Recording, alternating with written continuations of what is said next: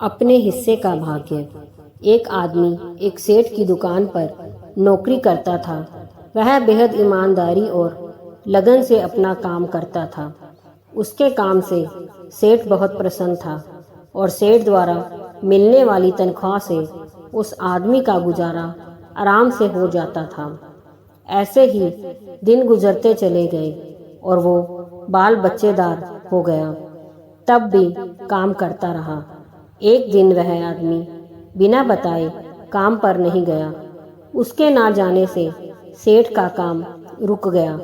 तब उसने सोचा कि यह आदमी इतने वर्षों से ईमानदारी से काम कर रहा है, मैंने कब से इसकी तनख्वाह नहीं बढ़ाई, इतने पैसे में इसका गुजारा कैसे होता होगा। सेठ ने सोचा कि अगर इस आदमी की तनख्वाह बढ़ा दी जाए तो यह और मेहनत और लगन से काम करेगा। उसने अगले दिन से ही उस आदमी की तनख्वाह बढ़ा दी।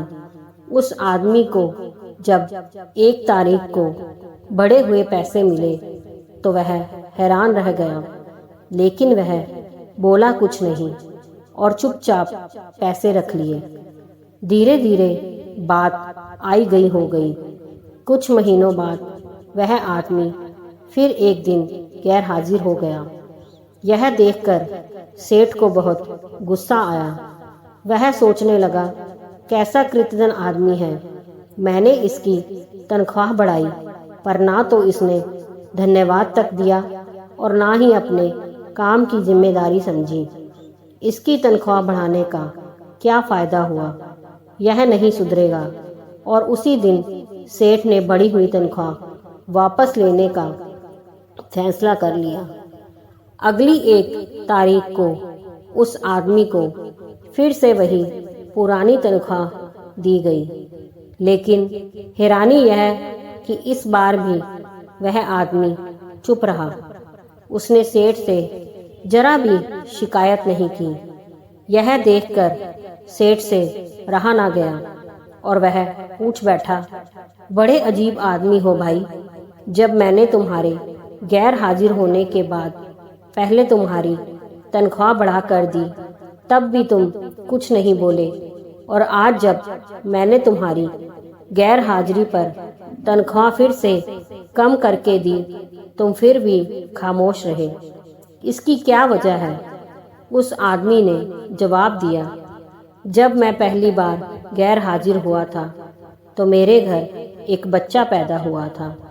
उस वक्त आपने जब मेरी तनख्वाह बढ़ा कर दी तो मैंने सोचा कि ईश्वर ने उस बच्चे के पोषण का हिस्सा भेजा है, इसलिए मैं ज़्यादा खुश नहीं हुआ।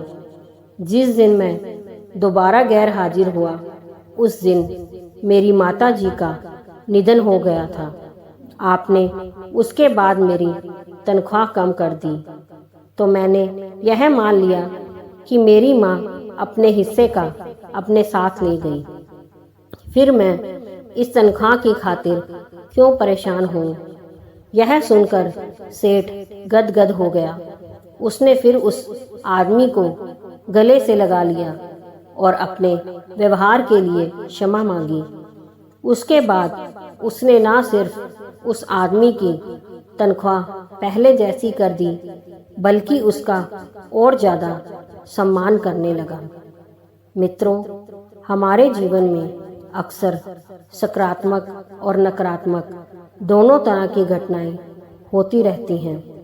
जो आदमी एक अच्छी घटना से खुश होकर अनावश्यक उछलता नहीं और नकारात्मक घटनाओं पर अनावश्यक दुख नहीं मनाता और हर दशा में अपनी सोच को सकारात्मक बनाए रखते हुए सच्ची लगन और ईमानदारी से कार्य करता रहता है, वह आदमी जीवन में स्थायी सफलता प्राप्त करता है। दोस्तों, अगर कहानी पसंद आई हो तो लाइक, सब्सक्राइब, शेयर ज़रूर कीजिए।